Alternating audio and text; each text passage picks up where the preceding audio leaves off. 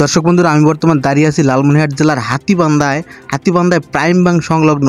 আপনারা যে দেখতে পাচ্ছেন যে জয় বাংলা ছাত্রলীগ আবার ফিরবে, যে লাল লেখাগুলো আপনারা দেখতে পাচ্ছেন, এটি কিন্তু হাতীবান্ধার প্রাইম ব্যাংক সংলগ্ন একটি সাইনবোর্ডে। এই সাইনবোর্ডে কিন্তু আগে একটি ক্লিনিকের কিন্তু এখানে বিজ্ঞাপন দেওয়া হতো, কিন্তু সেখানে হঠাৎ করে আজকে রাত্রে কে বা কারা সেখানে মানে জয় বাংলা ছাত্রলীগ আবার ফিরবে এই ধরনের কিছু কিন্তু লেখা সেখানে কিন্তু ভাসতেছে বা দেখতে পাওয়া যাচ্ছে।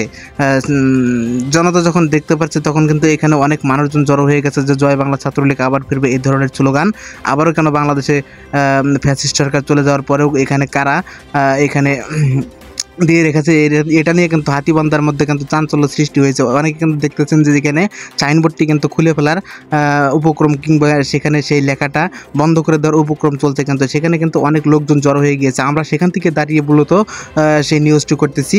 তো দর্শক বন্ধুরা, ভিডিওটি শেয়ার করে অন্যদের মাঝে দেখার সুযোগ করে দিন যে ফ্যাসিস্ট সরকার দেশ থেকে চলে যাওয়ার পরেও আবার যে ফ্যাসিস্টের যে দোসররা এখানে সাইনবোর্ড টাঙিয়ে দেওয়ার চেষ্টা করেছে তাদেরকে ধরে যেন আইনের আওতায় নিয়ে আসা হয় এবং এর পর্যাপ্ত পরিমাণ শাস্তির ব্যবস্থা করা হয়।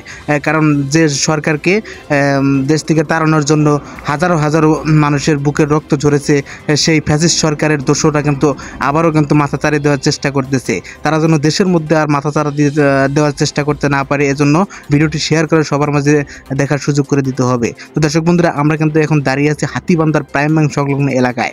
ভিডিওটি শেয়ার করে দিন। এই ধরনের কাজ বাংলাদেশের বুকে যেন আর ঘটতে না পারে, এজন্য আমাদেরকে অনেক সজাগ থাকতে হবে এবং জনগণকে সজাগ থাকতে হবে। Faridul Islam Raju, RFF media.